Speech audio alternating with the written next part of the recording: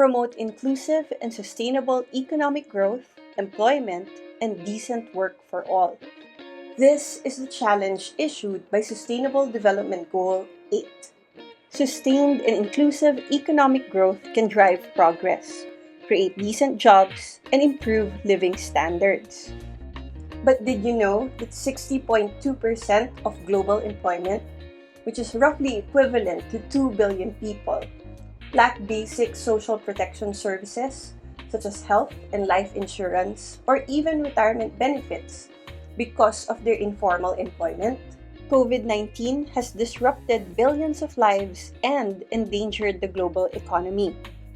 The International Monetary Fund, or IMF, expects a global recession as bad or as worse than in 2009. And as job losses escalate, the International Labor Organization estimates that nearly half of the global workforce has lost or are at risk of losing their jobs. Is it possible for economic growth to proceed in a sustainable and ethical manner?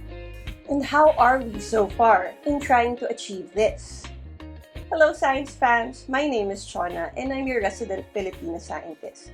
Join us in today's episode where we talk about Sustainable Development Goal number 8, decent work and economic growth.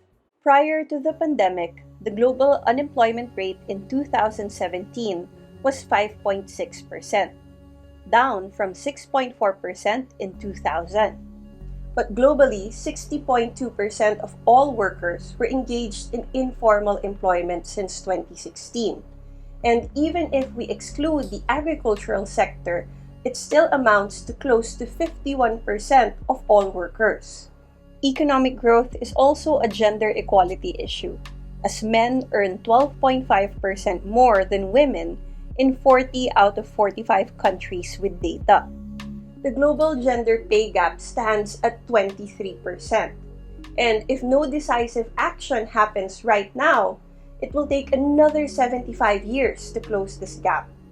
And to build on top of that, women are also responsible for triple the amount of unpaid domestic and care work compared to other genders. The Philippines' GDP is expected to grow by 4.5% in 2021 and 5.5% in 2022, while Philippine inflation rates are forecasted at 4.1% in 2021 and 3.5% in 2022. In the Philippines, if we look at the daily wage rate as basis, women actually show to have a slight advantage over men. However, if we factor in human capital gender differences, the gender pay gap is actually at 23 to 30% in favor of men, which still shows high inequality in the labor market. One of the targets of SDG 8 is to sustain per capita economic growth in accordance with national circumstances and, in particular, at least 7% gross domestic product growth per annum in the least developed countries. But why is GDP so important anyway? Gross domestic product, or GDP, is the monetary value of all finished goods and services made within a country during a specific period.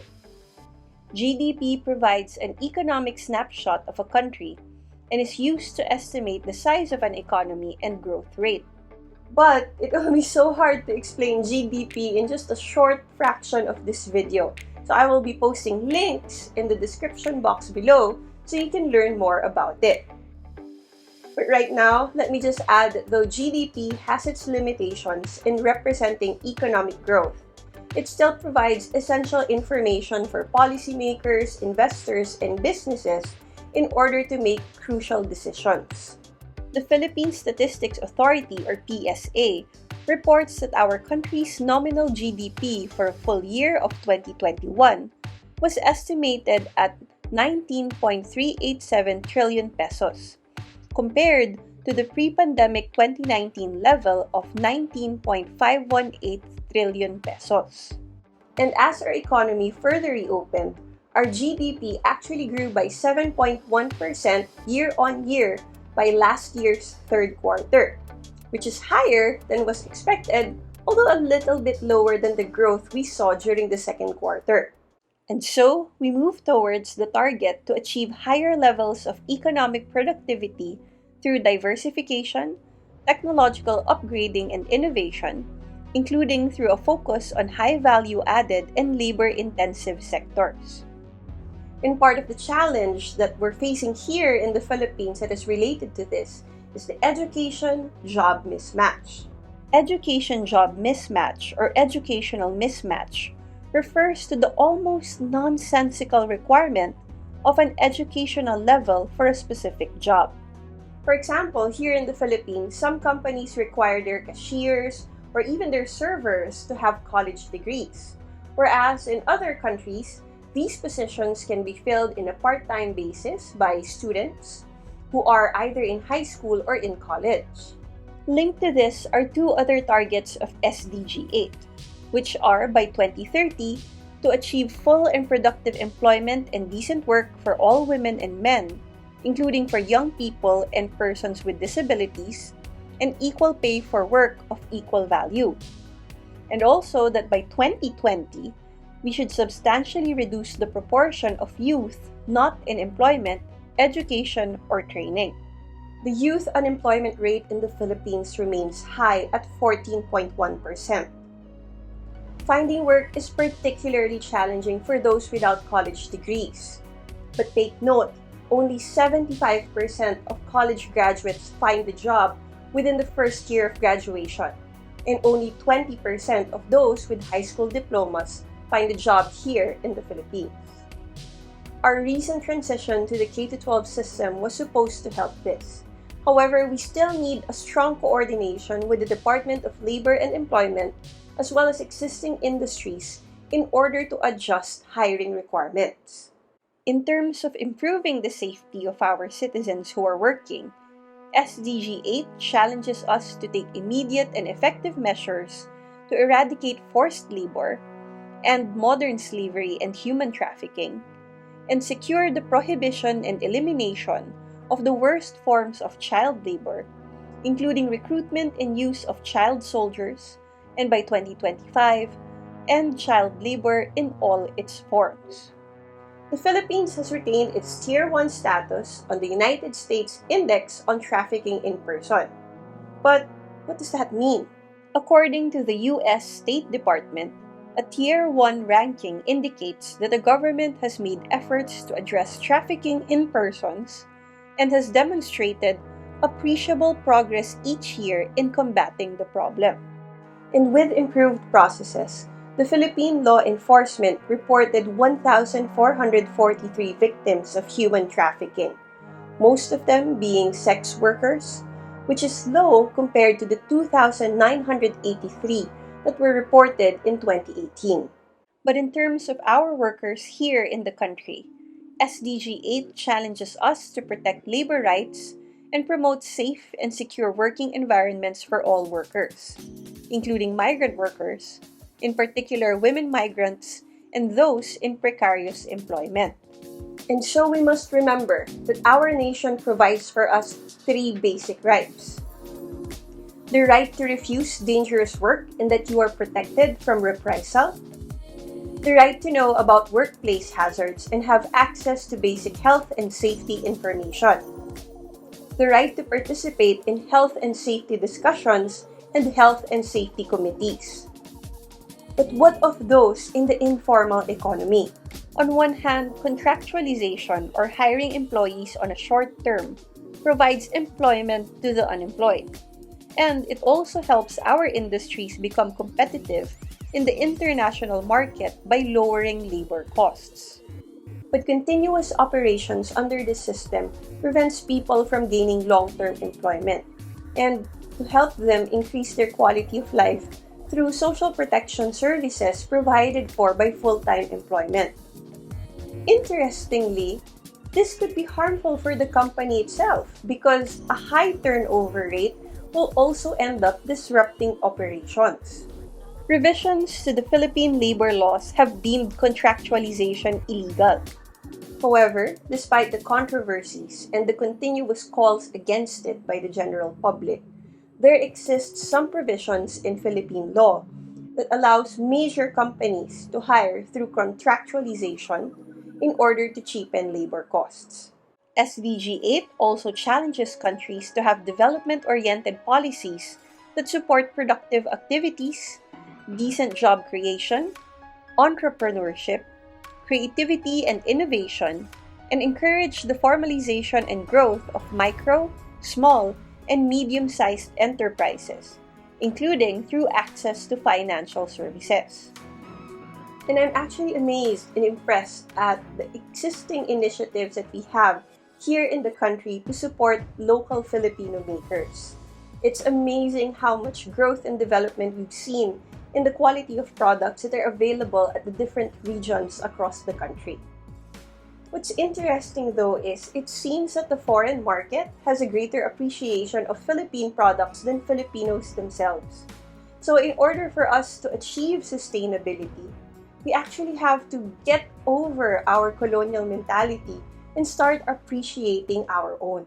SDG 8 also wants to improve progressively through 2030 global resource efficiency in consumption and production, and endeavor to decouple economic growth from environmental degradation, in accordance with the 10-year framework of programs on sustainable consumption and production, with developed countries taking the lead. And this is linked to our capacity to achieve circular economy, which is a way of production where waste products are reused or repurposed in order to serve as resources for newer products to be made.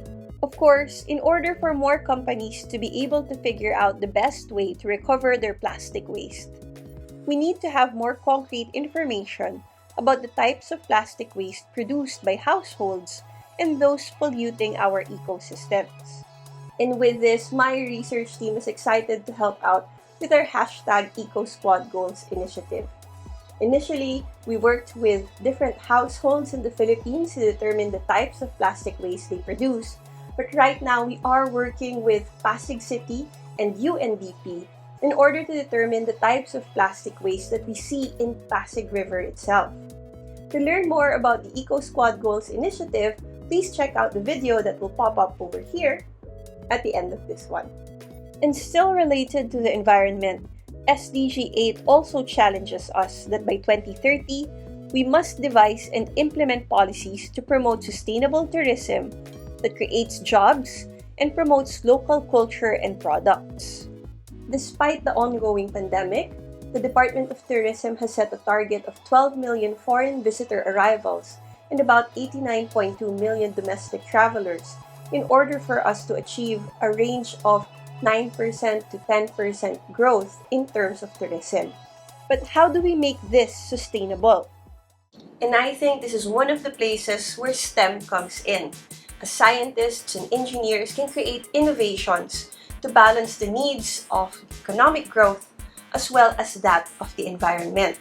For example, the Philippines is the center of marine biodiversity, which provides a huge opportunity for tourism as it makes our oceans and seas amazing to explore.